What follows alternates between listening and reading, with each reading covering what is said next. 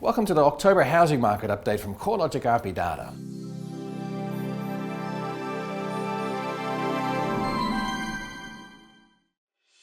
With the Australian housing market moving into the spring season, we can report that conditions remain varied across the capital cities over the month of September. At a broad level, capital city dwelling values rose by a healthy 0.9% over the first month of spring. The latest result takes capital city dwelling values 4% higher over the September quarter and 11% higher over the past 12 months. The headline growth rate was pushed higher by a very strong performance across the Melbourne housing market, where dwelling values rose by 2.4% over the month and were 7.4% higher over the quarter. We may be seeing a changing of the guards here, with Melbourne overtaking Sydney as the best performing housing market. September marks the third rolling quarter where Melbourne has shown a stronger growth rate than Sydney. Sydney dwelling values were up by a still very healthy 4.6% over the September quarter, but flat over the month. Other housing market indicators are also pointing to a potential slowdown in the Sydney housing market. Clearance rates have shifted from the high 70% range to the low 70% range over recent months, and Melbourne's recently started to record a stronger rate of auction clearances than Sydney. Although clearance rates have eased, it's important to note that even at the 70% mark, the auction results across a substantially higher volume still indicate fairly strong housing market demand and suggest there's likely to be further growth in home values. Listing numbers are rising rapidly as well, which is normal for the spring season. However, the number of newly advertised properties in Sydney is now 16% higher than a year ago, and the total number of listings has moved to be about 5% higher than at the same time last year. The only other capital cities where total listing numbers are higher than a year ago are Perth and Darwin, where market conditions have been softening since early this year. Higher listing numbers are a great outcome for buyers, which means more choice and less urgency in their decision making. Although new listing numbers are rising, vendors in Sydney and Melbourne are still experiencing a rapid rate of sale. The typical Sydney home sells after just 26 days, and the typical Melbourne home is selling after just 32 days. With lots of new homes becoming available for sale, it'll be interesting to see whether the average days on market figure starts to rise. Across the other capital cities, the average days on market is recorded at 50 days in Brisbane and Adelaide, 67 days in Perth, 65 days in Hobart, 73 days in Darwin and 49 days in Canberra. Detached house values have continued to rise at a faster pace than unit values over the past year in all capital cities except for Hobart. Across the combined capital cities, house values have increased by 11.6% compared to a 7.3% rise in unit values. The disparity between the performance of houses and apartments is most significant in Melbourne, where house values are 15.6% higher over the past 12 months, while unit values are up by a much lower 3.7%. The slower growth conditions in the apartment sector are most likely attributable to the higher supply levels being experienced across many cities for this product type, as well as the escalation in value for the underlying land component of detached houses. Let's take a look at the housing market conditions across each of the capital cities. Sydney recorded a flattening in value growth in September. However, it's still recording the highest level of value growth over the past year, with dwelling values rising by 16.7%. Although annual growth remains strong, the rate of capital gain has slowed over the past 2 months. Over the past year, house values have risen by 17.6% compared to a 12.6% rise in unit values. Although home values have risen at a rapid pace over the year, the same can't be said for rents, which have increased by just 1.9%. As a result of the moderate rental conditions, compared to value growth, rental yields have been pushed to a new record low. The typical Sydney house is returning a gross yield of just 3.1%, and the typical unit's yielding a 4.1% return. The rate of capital gain has accelerated recently in Melbourne, which is highlighted by the 7.4% rise in values over the September 2015 quarter. Over the past 12 months, Melbourne home values have increased by 14.2%, which is their fastest annual rate of growth since October 2010. Detached house values are the main driver of growth, currently increasing at a much faster pace compared with units. Over the past 12 months, Melbourne house values have surged by 15.6%, while unit values are up by a much lower 3.7%. Rental growth has been much slower than the rate of value growth over the past year, with rents increasing by 2.1%. The sluggish rental growth has pushed gross rental yields lower, with house yields at a record low. In September 2015, gross yields for houses were recorded at just 2.9%, and for units they were at 4.1%. Brisbane home values have increased by 1.9% over the September quarter and are 4.6% higher over the past year. The city's recorded the third highest levels of capital growth over the past year. However, gains have been much more moderate than those in Sydney and Melbourne. Houses have recorded a faster annual growth rate than units, with values increasing by 4.9% and 2.1% respectively. Rental rates have risen marginally in Brisbane over the past year, up by just 0.5%, resulting in some yield compression.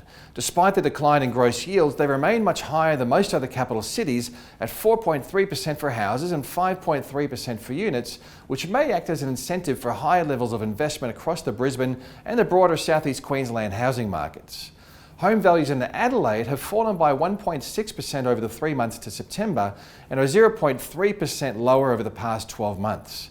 Like most capital cities, detached housing markets have outperformed the unit market over the past year, with house values rising by 0.3% and unit values falling by a substantial 6.9%. Over the past year, house rents have increased by just 0.1% and unit rents have fallen by 0.2%. As a result, yields are unchanged over the past year at 4.2% for houses, while unit yields have firmed at 4.7% to 5.0%. Perth home values have fallen by 0.7% over the September quarter and are now 0.9% lower year on year. The fall in values over the past year has been much greater across the unit market, where values are down by 4%, compared to the detached houses, where values are only 0.7% lower.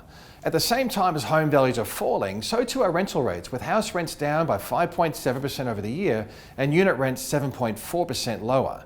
These large falls in rents are pushing yields lower, and they are currently recorded at 3.9% for houses and 4.4% for units. Perth listing numbers are also rising, with the total number of advertised properties now 21% higher than a year ago, providing more choice for buyers and probably pushing out average selling times. The Hobart housing markets continue to underperform, with home values falling by 2% over the September quarter and falling by 0.2% over the past 12 months. Hobart's the only city in which unit value growth has outperformed growth for houses. Over the past year, house values have fallen by 0.6% compared to a 3.7% rise in unit values. Rental growth in Hobart is amongst the strongest of all capital cities, with house rents rising by 1.2% over the past year and unit rents up 5.1%. Gross yields are virtually unchanged over the year, recorded at 5.3% for houses and 5.2% for units. Home values in Darwin are continuing to correct after recording falls of 3.9% over the past year. However, dwelling values in Darwin rose slightly over the quarter to be 0.4% higher.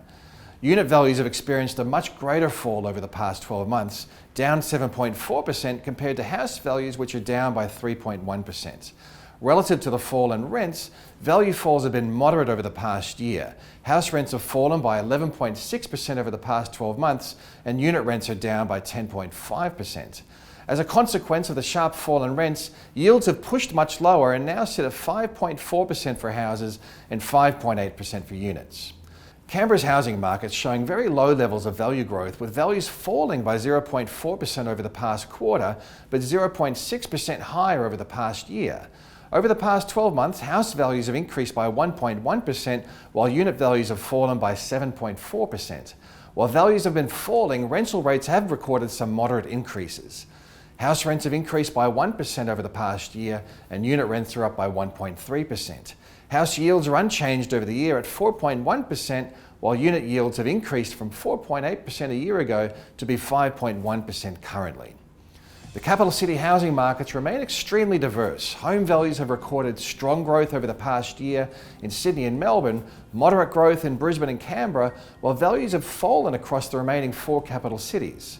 Outside of the capital cities, regional markets linked to the resources sector are generally seeing some value and transaction falls. On the other hand, coastal and lifestyle markets are bouncing back, with values and buyer demand generally lifting. The diversity in the housing market highlights the different growth drivers that are evident from region to region. The economies of Sydney and Melbourne are relatively sheltered from the downturn in the resources sector, and they're benefiting from a very healthy services sector and positive population inflows, while the mining states and territories are experiencing softer economic conditions and a sharp wind down in population growth. Looking at mortgage demand, the annual expansion in investor-related housing credit has continued at a pace that's higher than the APRA's mandated 10% growth per annum. However, the August figures from the Reserve Bank showed that credit for investment housing has increased by 10.7% over the year. That's down from a recent peak of 11.1% in June. With many banks now placing a premium on investment mortgage interest rates and also increasing serviceability limits on all mortgages, we may be starting to see mounting evidence of a cooling in investment housing demand. While investor demand appears to be slowing, credit growth to owner-occupiers appears to be rising as many banks switch their focus to this segment of the market. The cumulative effect of tighter lending conditions, more expensive mortgage rates for investors, and lower yields, as well as natural affordability constraints and higher levels of new housing supply, is likely to continue to dampen some of the more exuberant market conditions we've seen across the Sydney housing market. It should eventually begin to have a similar impact on housing demand in Melbourne. However, there's little sign of this occurring as yet. Listing numbers are already showing their seasonal spring climb, which will provide a timely test for the housing market's strength through spring. Furthermore, auction clearance rates have been trending lower in Sydney and Melbourne over the past couple of months, potentially highlighting a moderation in the rate of value growth in these cities. Although we anticipate that value growth will continue, we do expect that in Sydney's case, the rate of growth is already starting to slow down. While we may be moving through the peak of the growth cycle, we need to remember that the housing market conditions are as diverse as they've ever been. Each city is at a different stage of the market cycle, and the sub-markets and the micro-markets of each region show an even greater range of performances. If you'd like to dig deeper to analyse housing market conditions in your own neck of the woods, check out our consumer website at www.propertyvalue.com.au or our corporate website at corelogic.com.au.